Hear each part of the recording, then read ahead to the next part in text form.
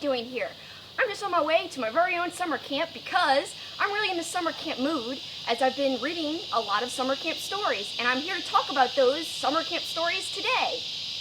Wait a second. Why do you look just like me? What are you doing here? We must be sisters! Not just sisters, we must be twins! Let's get together, yeah, yeah, yeah. Two is just as nice as one. Let's get together right away. We'll be having twice the fun. You can always count on me. A gruesome twosome we will be.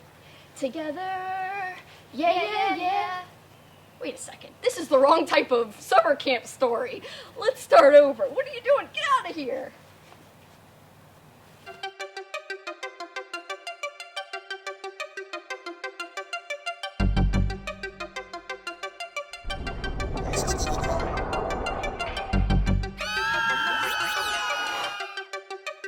Welcome back, fellow freaks, geeks, and nostalgic 90s nerds, to my channel, Slime and Slashers, where, yep, we talk about everything from Nickelodeon slime to horror movie slashers, but plenty of stuff in between too. And I'm really excited about today's video because I do feel like it's a good mix of things. Primarily, we're talking about summer camp, horror books, and I'm gonna do a whole reading wrap up of the 13 flippin' summer camp themed books that I read during the month of July. It turned into a theme by coincidence. The first 3 books I read, it was all summer camp because I had been reading slasher books. And summer camp slashers kind of go together, so I was like, I'm gonna turn this into a specific summer camp theme here. So not all the books are slashers, but they all have to do with camp. It just so happens that the majority of them are slashers here and there. But we've got a good number that aren't, so we'll get into all of it. I'm gonna break it down, and yes, despite the fun little non-horror intro, we are talking horror today. That intro was my homage to The Parent Trap, which is something that I really love that's summer camp themed, and I actually used to play camp with my cousin Dana back in the day when we were kids, and we would pretend like we were the kids from Parent Traps. We were the sisters who discovered that they were basically long-lost sisters and split-up twins that had never met before, and that's what the basic premise of The Parent Trap is. Now, there's 2 versions of The Parent Trap. There's the 90s remake with Lindsay Lohan, which I do enjoy. She did a really good job at playing 2 different characters, 2 different people, essentially. She played a British twin, and then the other twin was an American twin, and they had very different personalities. One was prim and proper, the other one was like the cool one. So I love that little yin and yang of the characters, and it's just so much fun. So in my intro, I don't know if you could tell from the one line, I was trying to do a British accent, but totally failed. But yes, I have always loved summer camp stuff, really due to that movie and playing like we were in that movie, my cousin and I. And I also like the original version with Hayley Mills, you know, from back in the day. That one's classic. I actually like that one more than the remake, but it was all over. That's some 90s content for you guys because Parent Trap was super popular, especially with girls my age back in the 90s. So there's some old school content for you that's 90s nostalgia themed. But let's get into the horror books. And how we're gonna do it is I'm gonna give out some end of summer camp awards. And let's just show you the stack of flippin' books I have. Here is 12 out of the 13 books I read. The 13th one was from the library, so I own the rest, but yeah, 12 books right here. Massive stack.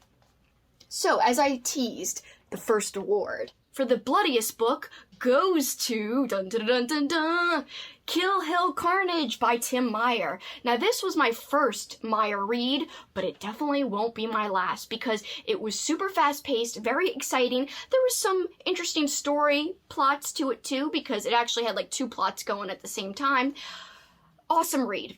If you're looking for something quick and exciting and really gory, this is for you because it definitely had buckets of blood. I would even describe it like a gargantuan amount of blood, and it starts really quickly on the first page with all that bloodshed and just the blood flows really quickly. I like that. So the part that makes us summer camp themed is we go back in time to 1991 where we see some scenes taking place at St. Christopher's summer camp for kids, and that's where a lot of murders happen. And as the reader, we're wondering, is it a creature? Is it like a person kind of with superhuman strength? What is going on?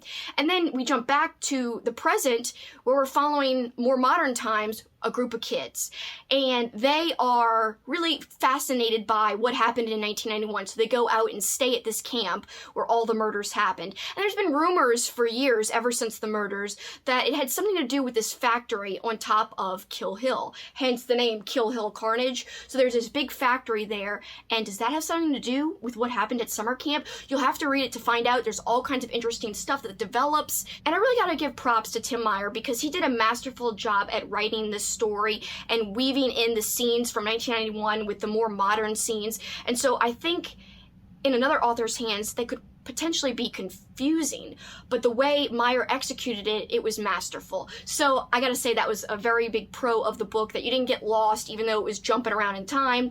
And also, I think the characters were cool and fun and interesting, but really the characters, in my opinion, are second fiddle to the horror and the actual gore that you see that's really thrown in your face. Also, not to be gross, but there's a really extreme part having to do with a dildo. I'm not going to tell you what it is. It's just insane, and it makes you want to barf, and it makes you kind of want to have your head explode because you don't want to have, like, imagined that happening. You'll have to read it to see. But yeah, if you're looking for something that is gross and will make you flippin', I don't know, wiggle in your seat because you're just all skeeved out, I think this would be it. Also, there's a lot of descriptions of different smells that make you be like, ew, pu. So I don't know, this is a fun book. Definitely one that brings the horror and doesn't fail you on that front at all. Yeah, so overall, I think I gave this a 4.5 star rating, and I actually rounded it up for Goodreads. So this one was awesome. The next award is for the book with the best characterization, and that goes to, dun dun dun, Kill River by Cameron Roubique. By the way, if I were to give out an award for the best cover out of all the books I read, I think this one would win for that too. So I guess you can give Kill River a joint award with best characterization and also best cover, because both of those things in this book rock. I gotta say, this might surprise you guys, the rating that I'm gonna give it. So I'm gonna give this a 3.5 stars, and I actually rounded it up to 4 stars on Goodreads, but overall 3.5 for me. Not because I didn't enjoy it, because I actually did. Some people have complained that this book is rather slow. In fact, my good friend Alex, hi Alex, the Bookubus, I just happened to look on Goodreads and I saw her rating. Her rating was 2 stars on Goodreads. However, then there are people like Cameron from Library Macabre, who I also saw his review just on Goodreads when I was looking up this book. He gave it a 5-star rating, and there's plenty in between. Like, I know Mindy, she gave it 4 stars. Check out her channel. I'll link all these channels below, by the way. So you see, just in those 3 people I mentioned, lots of variety there. A 2, a 4, and a 5-star. That's all over the place. I'm giving it a 3.5 stars, so that's even more of a difference of rating. Lots of variety there, lots of kind of like the gamut of rating for star ratings. The character development in this book is what shines. So the main character's name is Cindy, and she's going off to summer camp, because might be another thing that might confuse you. Kelsey, Kill River? It looks like it takes place at a water park from the cover. Well, yes, part of it does, but actually a large chunk of the novel takes place at summer camp, and that's when we see the relationships build between our main character Cindy and the friend she makes. 2 guys, and then a good friend she makes, Stacy.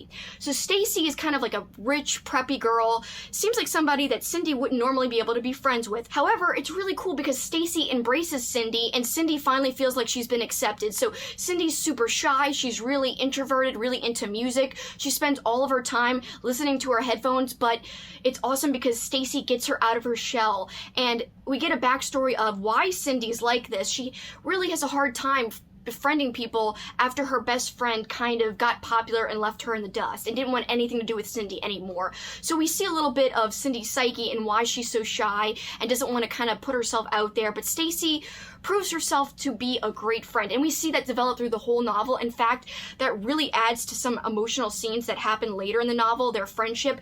It just lends to some really great parts of the book, and you'll see what I mean if you read it. Now, this is not just a standalone book, it's a trilogy of books. I've only read the first one as of now, and so my rating doesn't mean that I don't want to continue, because I very much do. I loved the main character, Cindy. I thought she was so realistic, and one of the best characters I've read in a long time in terms of she felt believable to me. She felt real. I don't know. She just felt solid. Like, I could imagine knowing her in person. And I guess that has to do with kind of how she's not an over-the-top person. She does seem very, very shy, and all the descriptions just seem real. And that's why this book even gets a decent star rating, because I did find that in the slasher aspect of it, it didn't satisfy me. So that's why I gave it a little bit lower of a rating than a 4 or a 5. There was great elements here. There were some cool instances of horror and I guess slashing. But I feel like once we get into the park, you would think this would be the reverse. I enjoyed the kind of slow-paced summer camp part of the book, which is the whole beginning. It's actually more than halfway into the book. Then they go in this river, and that's how they stumble into this, what looks like an abandoned water park. So they're on the river for a while, and then they're in the park for a little while near the end.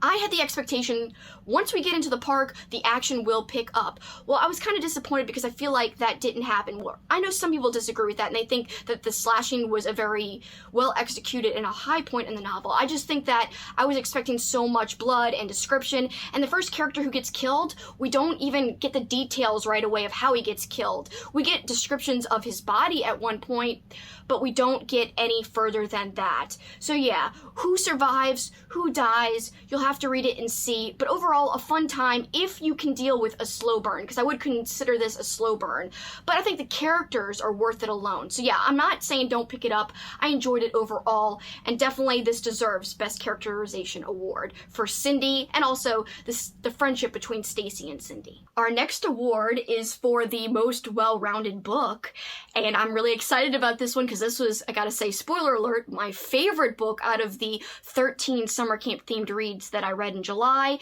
and that is Under the Blade by Matt Serafini. This frickin' book had it all. It had the summer camp vibes because we're following Melanie, and she survived a camp massacre type of ordeal back when she was a counselor at summer camp. She saw all of her friends die, including her boyfriend, and then we're seeing Melanie, you know, in present day as she's trying to continue on with life and just survive. She's a professor now, and there's some stuff happening at her job that isn't too good. In fact, what ends up happening is she thinks that it's in her best interest career-wise to go back to where the whole summer camp ordeal happened to her and write a book because it could help her career. And so I thought that reasoning was so genius, and that's not really giving away anything. That's shown right in the beginning. I would think that if she went back to try to, I don't know, get over it or become a stronger person or to, you know, just get closure in the past, I would think that all is corny. The reason she went back to me was very believable, very real. It didn't seem phony or forced, like, oh, come on, she'd never go back to somewhere where she basically lived her worst experiences in life, where she had to go through literally the worst ordeal that she'll ever have to go through, or so she thinks. And so this is more than just a mere slasher. This, like, as I teased, has it all. It has depth. It has a really intricate mystery, and I don't want to say too much because I don't want to spoil it. You think it's going one way, it goes another way. I love it. And I thought Melanie was a cool main character. She was a cool final girl because she was the only one who survived the whole summer camp thing. And really, it's a very fascinating look at the town that the whole summer camp ordeal took place around. The town is still trying to deal with the ordeal, the killings that happened long ago, and they're still trying to process and recover. Basically, it becomes like a footloose type of situation where the kids are not allowed to have fun because they don't want to, I guess, entice anything bad to happen again. They kind of want to just, you know, kids stay home, don't do anything, yada yada. So it's very interesting, the town and the way the town was. And there was one annoying character named Trish, but she wasn't a super big part of the story, so that didn't really alter it for me. This was a 5-star read, and it was my only 5-star read of the month, and I was so happy with it. The ending was perfect. I just gotta say, this was masterfully written, and I'll read anything that Serafini writes. I'm so excited to check out more of his work, because this is the only thing I've read by him so far, but I was surprised because my expectations were met and exceeded, like, by a large part. Like, I know that I think I've seen other reviews, but nobody has been as emphatic as me about how much they liked it. Like, I freaking loved it. I was even 20 pages or 30 pages away from the end, and I was like, I think this is gonna be a 5-star read. And yeah, the only thing that could have derailed it was if it had some kind of terrible ending, but it didn't. So I don't know, I really just had a wonderful time. So yeah, the main bad guy, the kind of supernatural slasher guy, is called Cyrus Hoyt. And Melanie keeps thinking that he might not be dead. So what is going on with Cyrus Hoyt? Was he killed long ago? And she still has doubts because, you know, she never got to see the body after the fact. So there's all these doubts in her head, like, is he still around? Like, should I even go back? And lots of stuff plays out. So yeah, Cyrus Hoyt, which is a great name for a killer. I mean, it kind of rolls off the tongue. Cyrus Hoyt. I like it a lot. Anyway, I gotta say, I can't recommend this highly enough. It's marvelous. If you're looking for a good slasher that's not just slash and bash and, you know, nonsensical and just mindless, which I don't mind mindless slashers. Those can be kind of fun. Just go along with it for the ride. You want some bloody goodness. That's okay. This was not that, though. This had layers. It had more to it, as I said. If you read it, I'd love to know what you think. And if you already read it, definitely let me know what you think in the comments below, because it was a great time. One of my favorite reads of the year, actually. Not just the whole month of July and all of my summer camp reads, but one of my favorite reads, period. The next award I have to give out is for the most emotional book that I read that had a summer camp theme, and that goes to The Summer Is Ended and We Are Not Yet Saved by Joey Comeau. By the way, this book is going for a crazy amount. I'm sure it's just some wild seller on Amazon, but it's literally listed for $877.75 on Amazon right now, which is flippin' insane. I gotta say, it's not worth that amount of money, but this is one of the ones that was a slasher type of book, and it took place at a Bible summer camp, so that made it a little bit different, that it had like a Bible type of element to it. The antagonist was very unique. The antagonist was menacing, but what I think was missing from the book as a whole was more examination into the antagonist's psyche. I think it was a missed opportunity. I think there could have been more done with that. But in terms of emotional type of situations in the book, there was plenty of stuff that made you like wince and want to tear up, pulled at your heartstrings. There's this great relationship between the main character Martin and his mother, and that's a big part of the story. And we keep getting letters from his mother that we are able to read throughout the story. Basically, she's writing to him while he's at summer camp, and we're getting to see those letters and read what she wrote. And they're both really into horror, Martin and his mom. And so that's part of what they talk about. She's off doing a movie. That's why he's at camp. She's basically the special effects artist and is creating all this gore type of stuff to put in the movie. And so they really have a good time and a good relationship kind of bonding around that horror stuff. So that's kind of neat because I'm a horror movie lover myself. So I found that to be a nice little element that made me feel like, oh, this is like a little homage to horror movies. And it didn't really say anything specific about specific movies, just kind of like the feel. Like, you know, somebody who works in the movies, it just felt like very cinematic in a way because she was involved in that field. So that was a very nice element that I enjoyed. But I will say the letters themselves, I kind of sometimes wanted to get past those and get back to the summer camp part of it. So every time one of the mom's letters was in there, I was like, come on, read fast. I want to get back to the crazy killing and slashing and what's going on in the main part of the story. So I will say the letters were interesting, but at the same time, I feel like sometimes they took away. And that's why I only gave it a 4-star ratings on Goodreads. And in general, that's my star rating is 4 stars. So the relationship was cool. And then when we actually got to see how they interacted in person before Martin left for camp, that was also awesome because he really took care of his mother. He was kind of like the thing that grounded her because she was a little bit wild and crazy and a little unique and different, which I think's awesome.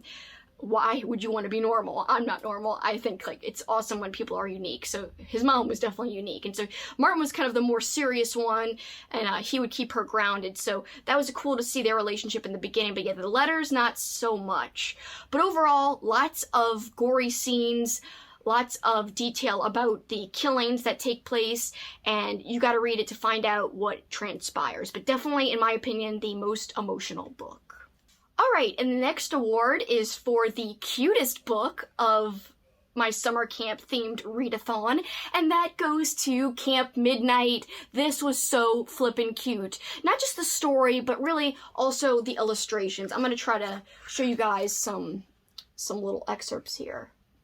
Look at this. So lovely. I'm going to try to find one that like shows a little cute monster or something. This was just darling. Like I said, every aspect of it, and the story was really sweet. Again, this is not something that like would be super serious or super scary.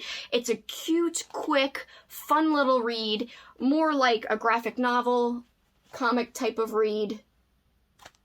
Okay, I finally found a page with monsters. I was looking for that for a while.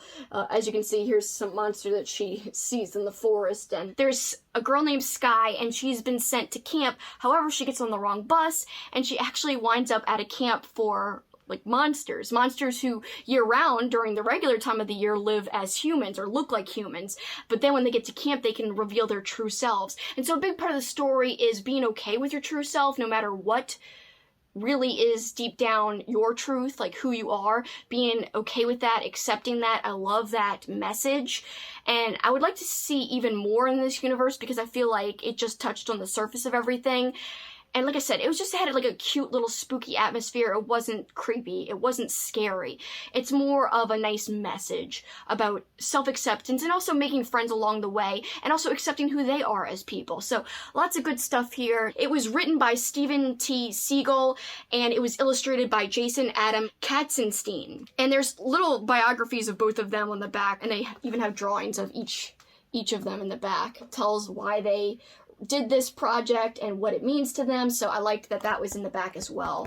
Gave me a lot more information and insight into this whole cute little book. So yeah, I would recommend this if you just want an easy read and a light read. Next award is for the most heartfelt book, and that goes to, dun dun dun dun dun, Fat Camp by James Sabata. This kind of reminds me of a message that was given in Camp Midnight, which I just talked about being the cutest book, and having that message of self-acceptance. I feel like also Fat Camp had that too. It had a whole message of accept yourself, you know, learn to live with who you are, and if you want to, become better. And you can be anything you want to be, essentially.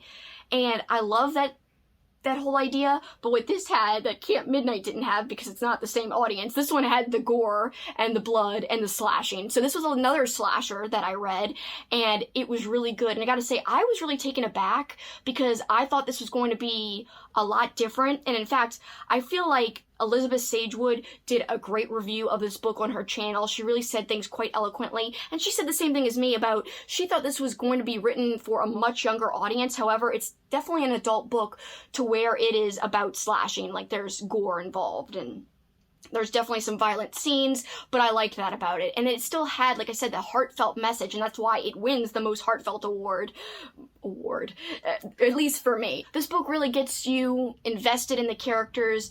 It really makes you root for them. And I will say, though, I had some qualms with the book that kept it from being a 5-star read, but it was almost a 5-star read. In fact, I believe I rated it a 4.5 stars, and overall, like I said, wonderful in that it had a great message, delivered on the violence and the blood, but what I didn't like was there was a lot of self-deprecating humor that the main character basically was thinking in his head about, like, oh, you know, moobs, like man boobs, because, you know, obviously it's taking place at a fat camp, so there's a lot of that going on, and I didn't necessarily really like that, because after a while it just got to be too much.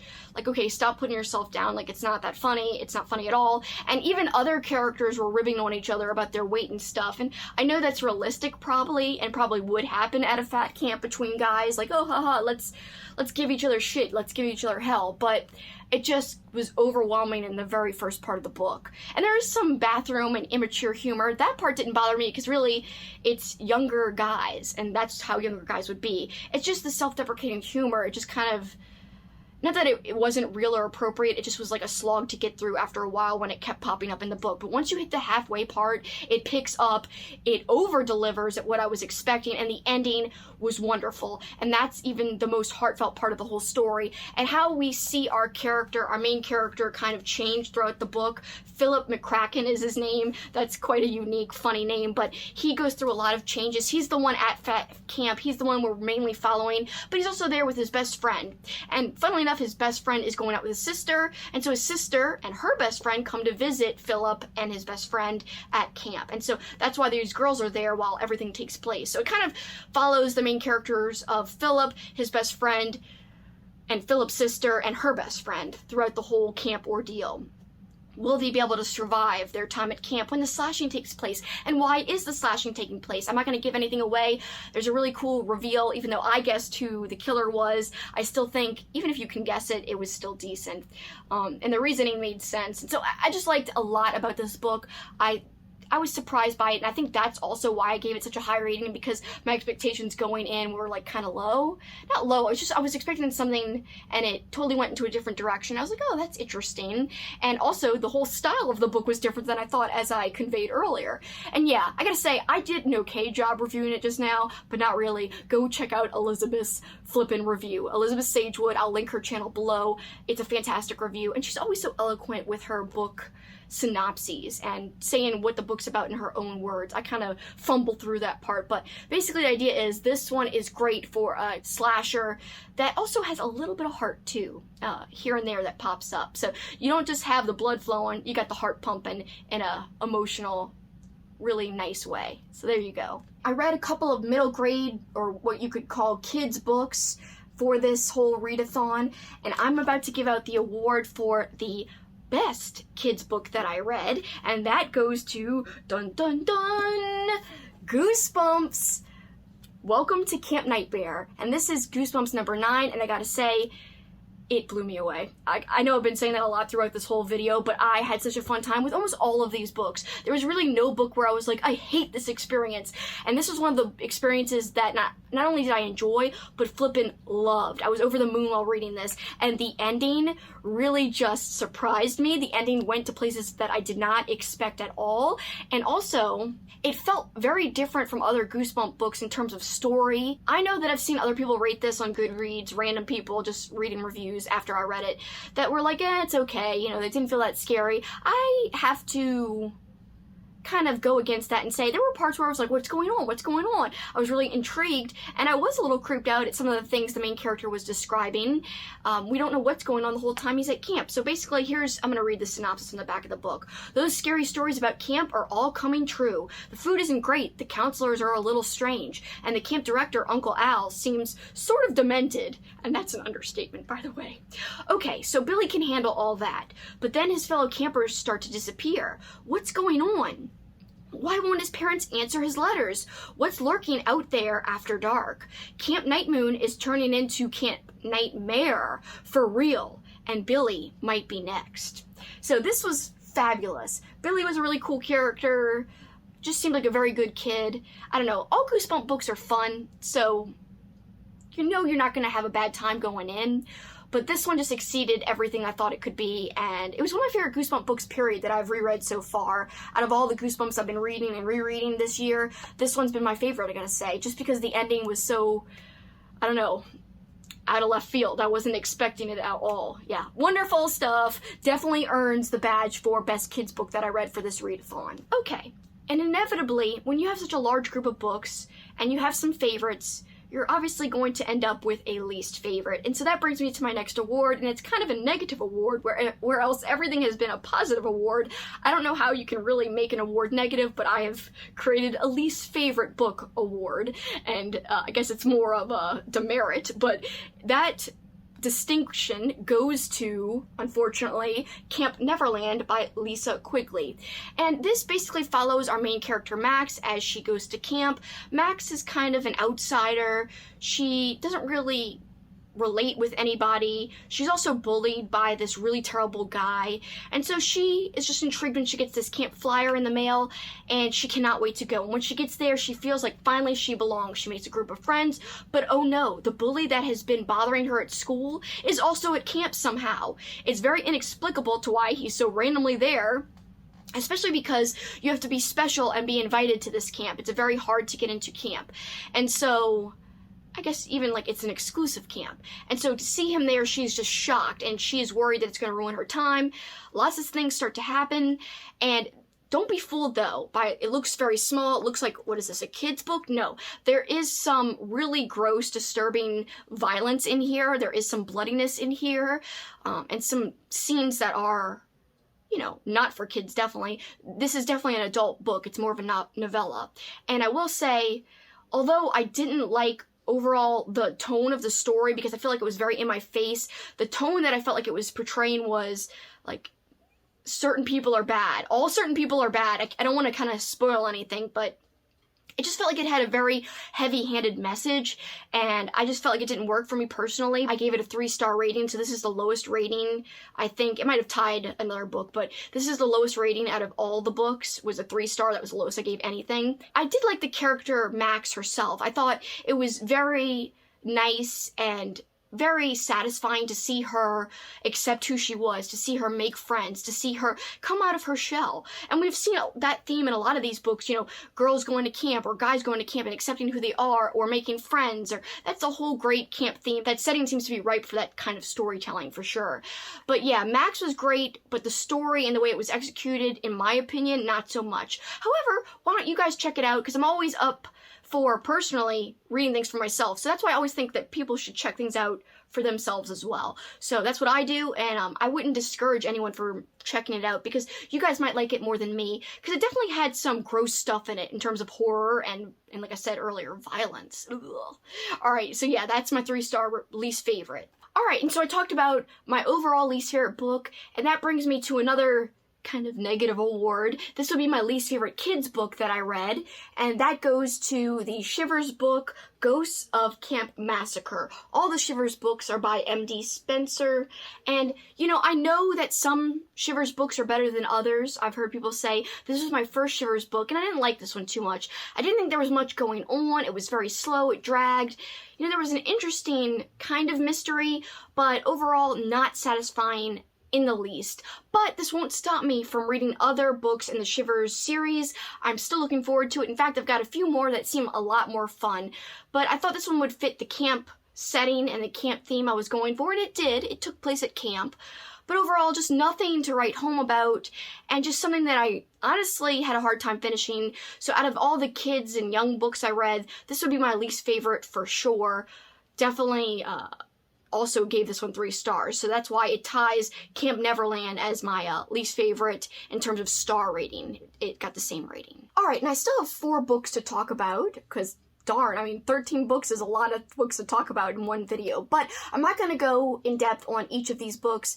I'm not going to give them all individual awards. They were all, you know, fun in one way, shape, or form, but none of these really stuck out from the pack or really knocked my socks off in any way, but all still a relatively good time. And so all of these would basically receive the participation award. That's what I'm calling it. That's kind of like, I'm glad they were a part of the readathon. It just wasn't any kind of gem, let's say. And it's, you know, none of them might be things that I might remember a year from now, for instance. But still, very glad I read all 4 of these. And let's get into it. We have Camp Fear by Carol Ellis. This was a great camp setting type of book. There was some tension. It was really more of a mystery. Out of all the books, this one won't stick with me too much. It didn't have a lot of horror in it. It didn't have a lot of crazy scenes or scary parts. It was just interesting. It was just a good, simple, quick time. You know, this is a young adult book. Nothing too heavy. But still, if you just want a summer camp type of vibe, this will have you covered there. And I also read a Fear Street book, Lights Out, and this one took place at, you know, summer camp, and a lot of people are saying this is the basis for the Fear Street 1978 movie. However, all they really have in common is the name of the camp. And other than that, 1978, the movie, is not really based on this at all. It has nothing to do with this, for instance. I do like the characters in this book, and this is a good Fear Street book. Just what kept it from being great for me is that nobody believed the main character when she was trying to say something was amiss at camp. Slashing isn't necessarily taking place, just a lot of accidents, and one death happens that's an extreme death that's really crazy, and that is what made this book really good. In fact, I would have given this a 3.5 or a 4-star just for that death alone that happens in the book. You'll have to read it to find out. Very unique type of death scene. Otherwise, our main character, her name is Holly, and Holly really thinks something's going on at camp, that somebody's causing these accidents. It's not just a coincidence that all these bad things are happening. She's thinking that someone wants to sabotage Camp Nightwing, which is the name of the camp that her uncle runs, so she's there trying to help him as a counselor at the camp because he needs counselors and he's having a hard time, so that's why she's there. But no one is believing Holly, not even her uncle who she's super close with. So that just gets frustrating, and then people are so mean to Holly in the book. That also was frustrating, like really frustrating for me. I was like, oh my god, this is making me so mad. Ah! And so that's why like it couldn't be a higher star rating, just because I was so frustrated and it kind of took away from my enjoyment of it. But that's the point, you know, the character's supposed to kind of be alone and trying to get through things, and I think that was part of the reasoning of the book, is that she is facing this stuff alone. There is a mystery at the center of this, and I very much enjoyed it. I guessed who the killer was, but not right away. It did take me a little bit. This was good, and it really, what made it really fun was just the setting. That's kind of true for all the books. The summer camp thing is what elevated this even more, because I just like summer camp, and I think it's a fun setting no matter what story. And I read another Goosebumps book, and this one is just flipping balls to the wall crazy. What ends up being revealed I would have never guessed, because it's so flippin' weird and off the wall and just batshit crazy, I gotta say. I don't know how R.L. Stine thought of like what happens in this book in terms of who the antagonist is. I was like, what the hell? What is going on? Or what the mystery is. It's very weird and zany and unusual, but that's why I liked it. So this one was fun. It just wasn't as good as the other Goosebumps book I read. So this is the Horror at Camp Jellyjam, and I gotta say, this guy reminds me of nobody in the book. There is a counselor that is pretty prominent in the book, but this doesn't even remind me of him. But still a cool cover nonetheless. This is like one of the most iconic old school Goosebump covers. But yeah, I don't think it's really representative of what's in the actual story, let's say, because this guy looks like he's a dummy, like come to life, but that's not what the story is like at all. And basically these kids get separated from their parents, and then they end up staying at the summer camp to kill time while the counselors there say they're trying to find the parents for them.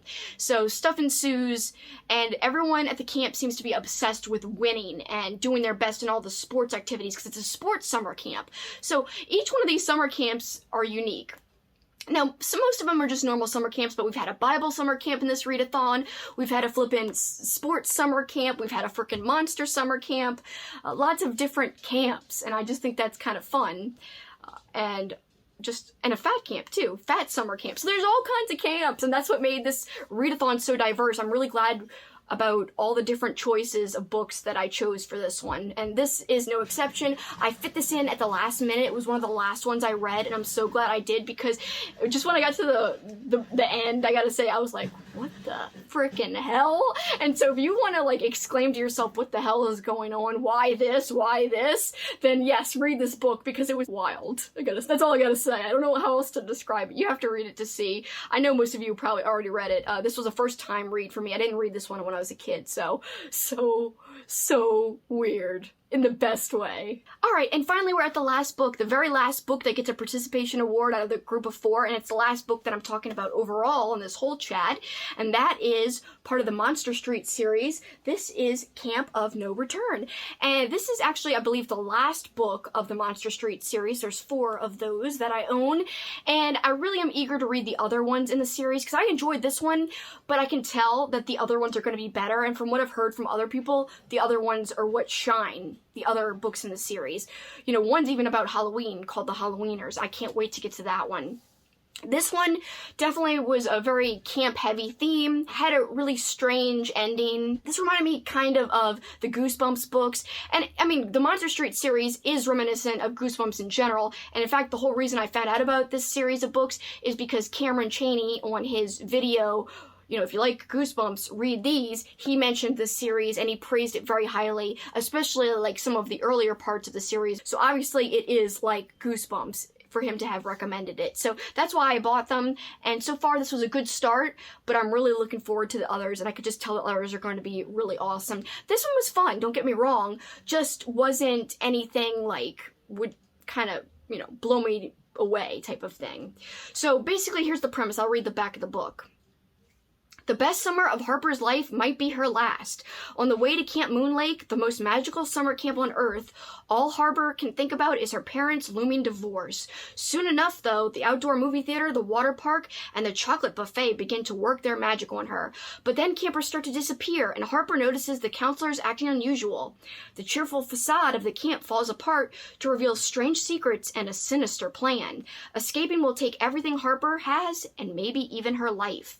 And there are some some really cool like references in here, like the movies they talk about. So not only are they watching really awesome movies like The Goonies, and I think Back to the Future is one, also one of the main characters in the book, one of the friends that Harper makes, likes to drop a lot of movie references. So he references movies like The Burbs and Willy Wonka and the Chocolate Factory. So lots of movie and pop culture references in here, which I personally liked. So not the best, not the worst, and that's okay with me. That's it for me in my massive flippin' summer camp readathon wrap-up. Hope you enjoyed. I know it was long. I love doing a thematic month of reading I've discovered through this readathon. I think I'm going to keep doing it. In fact, I'm doing it currently right now, as we're in August right now when I'm recording this video. I'm reading all kinds of slasher books, I'm reading summer-themed books, and I'm reading shark-themed books. So those are my 3 S themes for the month of August, and I'm going to try to keep up with thematic reading every now and then. I know I've got some future thematic stuff planned for future months, like I know I'm gonna do a circus / carnival theme readathon. I just don't know when. I know I'm gonna do an Are You Afraid of the Dark book readathon at one point, and I just can't wait to keep doing this because themes are the way to go. I personally like that a lot. I do that with my movies too. That's why I have movie marathons, and usually those are around a theme. So yeah, I'm gonna keep doing it with books when I can, but not always. It's always fun to throw in a random book where it has nothing to do with anything, but for this, I was so glad that I did this, and it was a success in my opinion, because I really had nothing lower than a 3-star rating, and only 2 of the books were 3. Everything else was higher. Most things were 4 and higher, like I said. And so just to summarize real quick before I end and say goodbye, my 3 favorites, definitely Under the Blade, very favorite, 5-star read, wonderful. I gotta say, pick it up if you haven't read it. You will not regret it. It's a good slasher with some brains, with some mystery, with, like I said before, layers is the key flippin' word. Also, in terms of just the gore, this was definitely a favorite. And 3rd favorite, For the Heart, Fat Camp. All good stuff. That's the 3 favorites. And then just to summarize, the 2 least favorites, hate to give that distinction, but it is what it is. These would be the 2 least favorites. Still 3-star reads. That ain't too bad. It's not like it was a flippin' 1-star read or anything. There's still some redeeming qualities hidden within these pages for sure. And that's it. That was my readathon. Everything else in between, though, was also just really good and enjoyable for the most part. But for this time, like I said, that's it for me. That's my whole wrap-up. Have you guys read any of these? If so, what did you think? Please comment below. You guys know how much I love discussing things with you. I like to have a back and forth if I can. It's one of my favorite things to do, period. And I appreciate you guys taking the time to comment and discuss with me. But also, in general, even more than that, I appreciate you taking the time to watch the videos, because I know they can be long. And so you choosing to spend the time with me just means the world. But for this time, that's it for me. Till next time, keep on killing it. Bye, guys.